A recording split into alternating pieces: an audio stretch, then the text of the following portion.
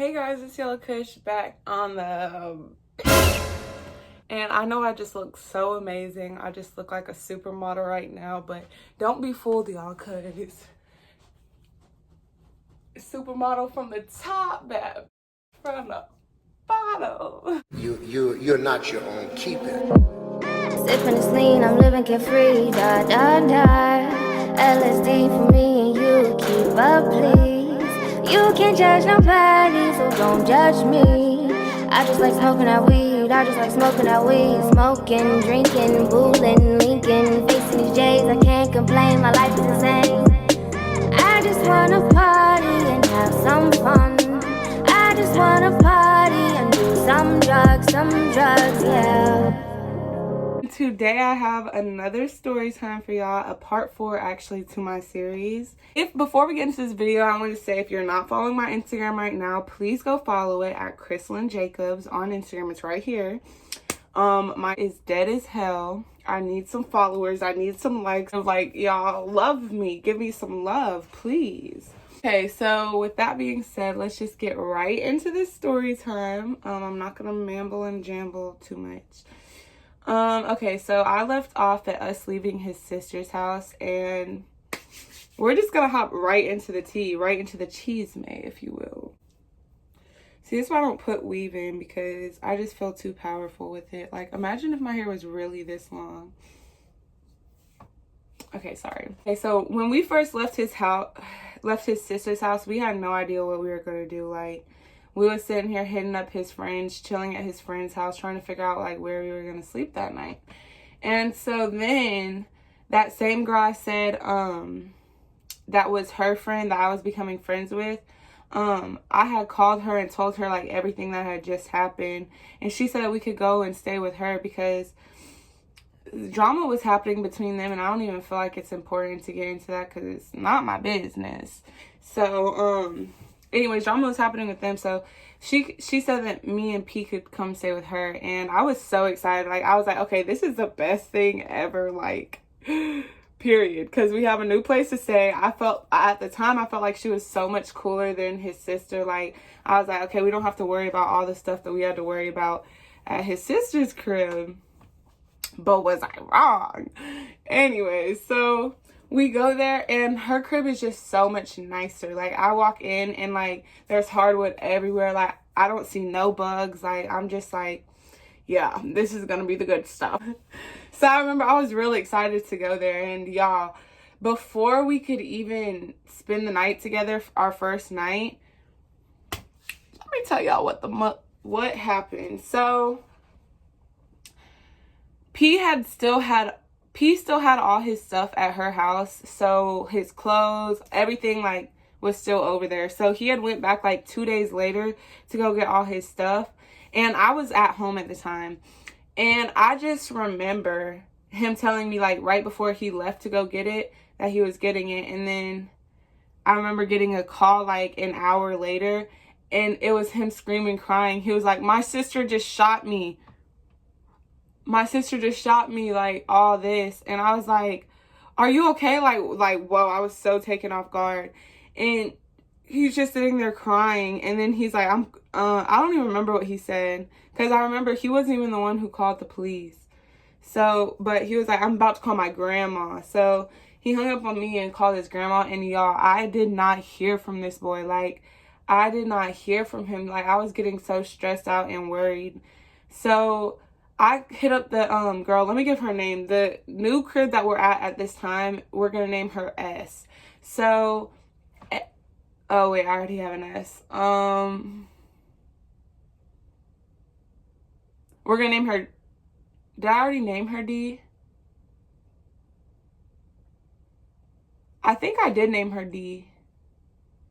I don't remember, but we're going to name her D, and if I already had somebody named D, forget about her. The person's house that we're staying at now is D. So I hit up D, and I'm telling her like, P just called me telling me like C just shot him, all this. Like, she's like freaking out with me. I'm like, can you please come pick me up, like, so we can go find him, because I haven't heard nothing from him, like, please. So she comes and gets me, and keep in mind, y'all, if y'all didn't know, like, I stay I stayed 40 minutes from where they stayed or whatever. So she was a real one for coming to get me. So she comes, picks me up. We're driving all around Carrollton looking for this mother, like everywhere. We go to his grandma's house, his cousin's house, his friend's house, like everywhere, just looking for him. And so I hit up his cousin. I remember his cousin, he goes around with us looking for him. Like, I was just so adamant on finding him. Like, I was so worried. Because I'm like, oh my, this is my baby. Like, what's wrong? Like, last I heard, he got shot. So I'm just over here, like freaking out, panicking. But I'm also trying to, like, not freak out because these people will think I'm fucking crazy if they see how much I really love this boy and just show it all, you know? Like, bitch, I wanted to cry. I wanted to cry every time, like, we went to a friend's house and they said they didn't know where he was. I wanted to cry. I was like... So we're looking, and y'all, like, I'm talking about from early in the afternoon, like it was like 1 or 2 when all this happened, all the way to like 10 o'clock at night. Like, y'all, were out looking for this man. So we had gotten into contact with the person he was with when all of it went down, and he said that he was in the police station talking to the police, and that he was still in there talking to them, and that he would be out and he'd call them whenever he got out, or call us whenever he got out. And so I'm like, okay, like, that just made, like, all my stress go away. I was like, okay. So I was just sitting around waiting for a call. So we go back to Dee's house. I'm just sitting around waiting for a call. Like, Dee's trying to drink and get lit because she's thinking, like, P's coming home tonight. Like, there's no more need to stress. Like, so she's like, let's get drunk, all this. So I start trying to drink, but, like, in the back of my mind, I'm just like, where is my babe? Like, why haven't I received a call or nothing? So, y'all, around midnight, I'm starting to worry. I'm like, okay, he's not still going to be at the police station getting questioned. Like, that's just too long.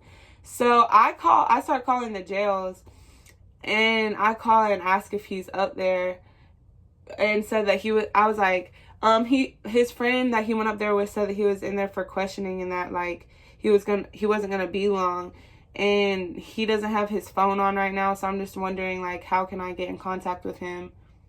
So she's like, okay, let me see about it. She puts the phone on hold for a second, and she comes back and she's like, P is currently booked. And I don't remember nothing else they said, but y'all, I just started crying.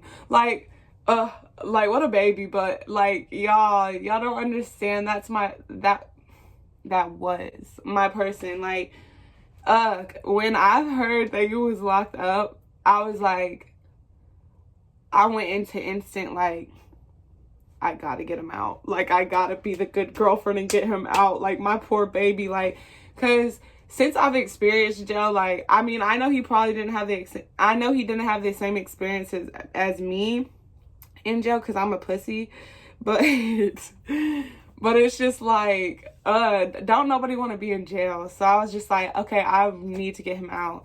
So, like, there was nothing I could do that night. So I went to sleep, but I woke up so early, like 5 or 6 a.m., just with my ringer on, waiting for him to call just to hear anything from him. And so all that happens, and he calls me the next morning, and I remember I didn't answer because, y'all, I slept through that thing. And I remember I wake up to 2 missed calls from the jail, and I just started crying. I was like, I missed my opportunity to talk to him. Like, I was crying so hard, like, y'all, I was so emotional, and this is why I have gray hair to this day, y'all. Like, how embarrassing. But, like, I was stressing. I was like, I missed his call. Like, he probably just thinks I forgot about him and I don't care about him. And I was just feeling all types of, like, I just felt so bad. And so, a couple hours go by and he calls me again, and I was able to answer that time. And I remember, y'all, I put money on this man's books. Like, I was just doing everything just to make sure he was straight while he was in there. So he calls me and he tells me what happens. He says basically that he went in to C's house and he was trying to get his stuff, and they were arguing, and she was already starting on the bullshit whenever he got there. And he was like, I'm just getting my stuff and leaving. And he was saying that she started pushing him and just putting her hands on him. And so he said that he just punched her and knocked her robe off. And that made me die laughing. Like, that's not even funny. Like, guys shouldn't be putting their hands on girls, period. But, like, That shit was funny. I mean, vice versa. Like, y'all don't need to put your hands on each other, period. Like, there's no need. But that just made me die laughing. I'm like, so anyways, so he said that he punched her, and next thing you know, she shoots him. Like, she shoots at him, and it grazes his leg, but it doesn't, like, actually injure him or anything.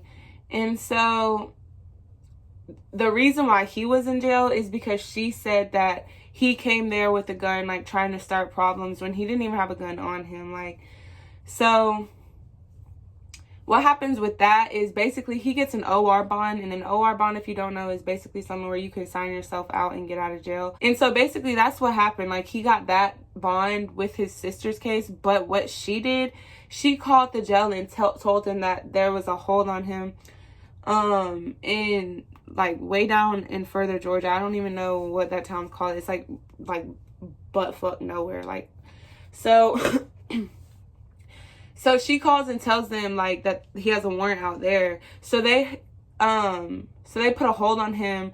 And I remember, like, I had seen that he had gotten an OR bond, so I was, like, really excited. And then next thing you know, they're saying, I called back a couple hours later, they're saying that he's being transferred to this other jail.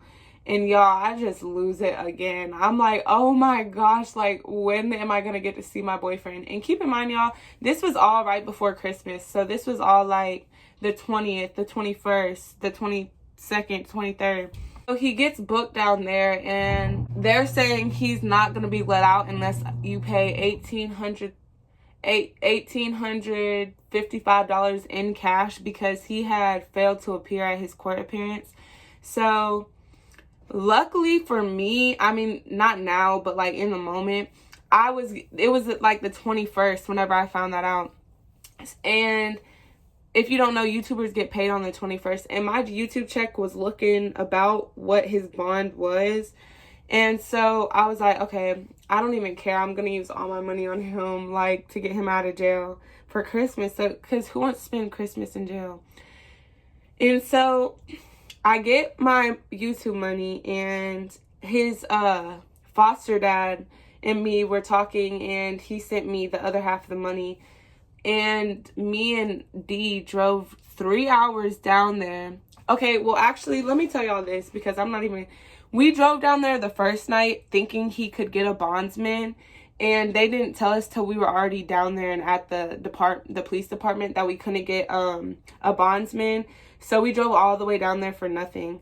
So then the second day when we come back, we have all the money. So they let him out, and y'all, like, at first when he first came out, like, I remember he just gave me the biggest hug. And, like, pick me up type hug. Like, I was feeling like a skinty queen type deal. But, like, it just made me feel so appreciated in that moment. And I remember I brought him a vape. Like, I was just feeling like that bit. Like, oh, girl, who do you think you are? Like, so I remember on our way back, I was just instantly regretting it. Like that I just spent all my money on him, because I knew I wasn't going to get paid back. I knew it in my heart when I was giving that money up that I was never going to see that money again, because he just lies about a lot of stuff.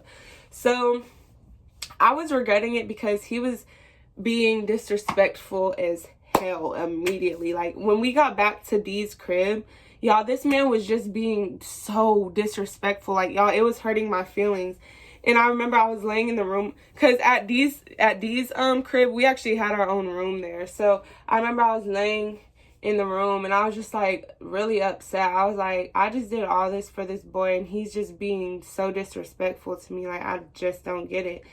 And none of his friends, keep in mind, none of his friends offered to help with the bond. Like, nobody threw in for the bond but me and his foster dad. And a couple of you guys, surprisingly.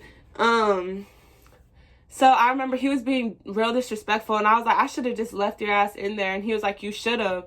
And I'm like, oh, hell no, because what you not finna do is that. Like, how are you finna sit here and say that I should have left you in here? But when you were in there, you were sitting on the phone, bawling your eyes out, crying to me, like, I don't want to be here anymore. Like, Like, what do you mean? And so that just made me so mad. And me and him, we got to like arguing. Like, I'm talking like big arguing that night.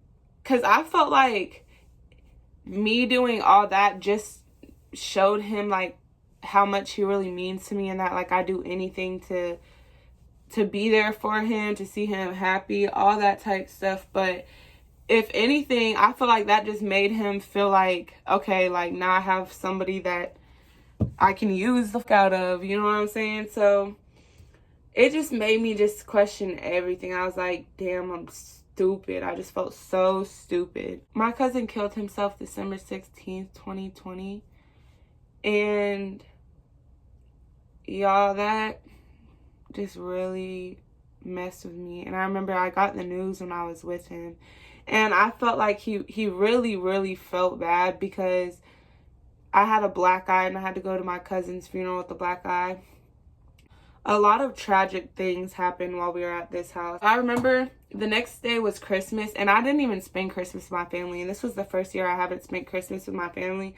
But I remember, like, nothing else in this world mattered to me, like, but this boy. Like, all I ever wanted to be with was this boy. Like, I didn't care about my family, and I'm gonna be completely honest. I didn't care about spending time with him. I just wanted to be with my boyfriend. And so I remember the next day was Christmas, and before he had got locked up, like, we had talked about spending Christmas together, going to his grandma's to eat, like, all this. But then after that happened, when Christmas actually rolled around, like, he literally left me in Dee's house. Like, y'all, I was all by myself.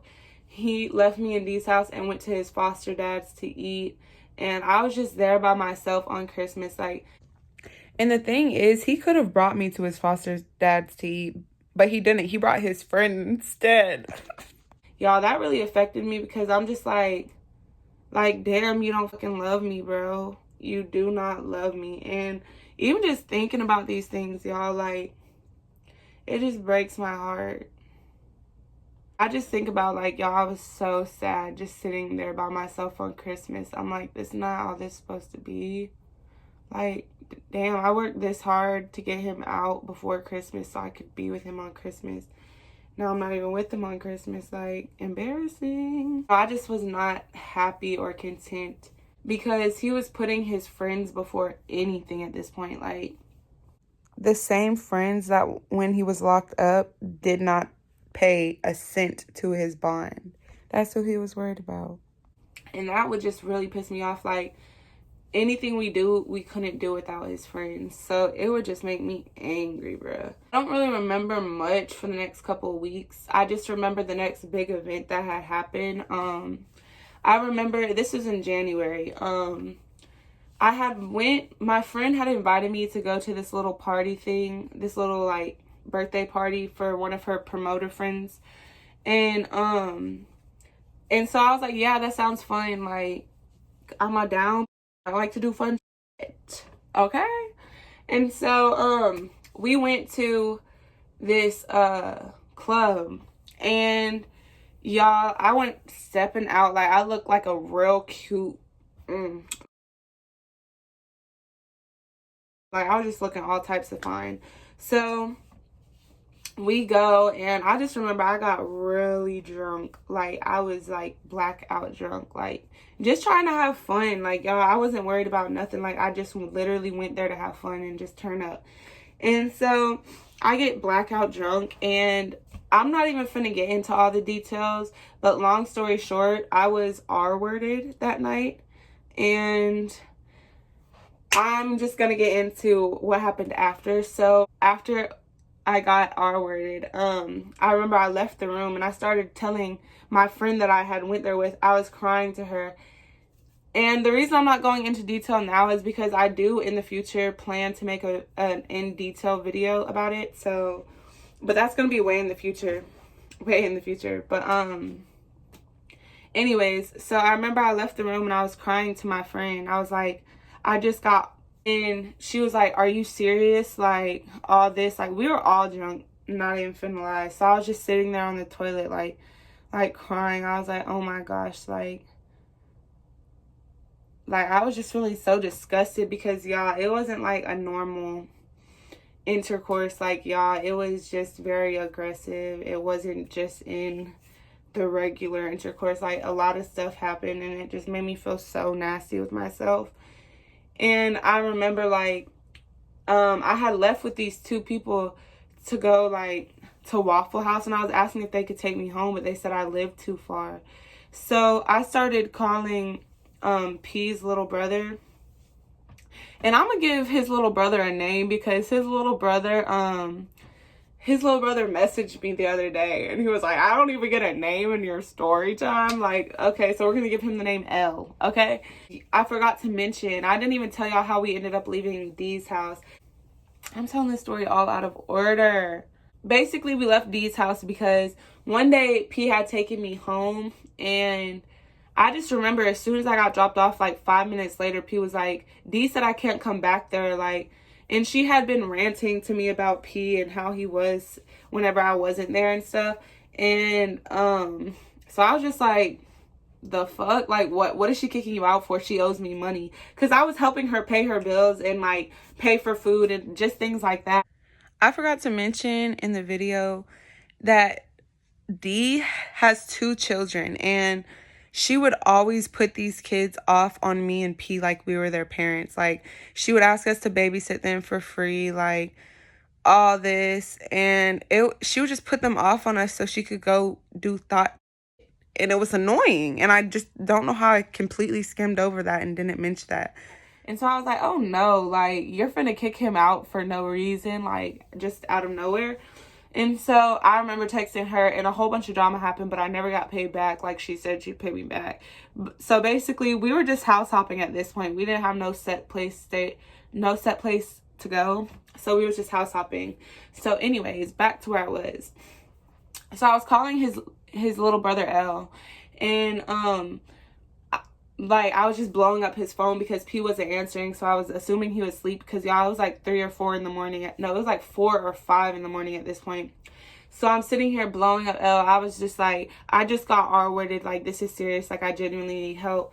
And so a couple minutes later, I get a call, and it's P, and I just tell him everything that happened. I remember I was bawling down, like, just telling him. And I sent him my location. I was like, please come get me, like, please, I'll do anything. And so I remember, like, y'all, I was really drunk. This is when I was at Waffle House with these other 2 people. So I was really drunk. I was like, please come. And keep in mind, he stays all the way in Carrollton. I was in the city. So it was like an hour drive from where he was. And it was 5 in the morning. So I just remember, like, falling asleep and then waking up right when he got there. Like, y'all know when y'all fall asleep drunk, you is not waking up. So the fact that I woke up, like, it truly felt like a sign from God. But so I go out there, and y'all,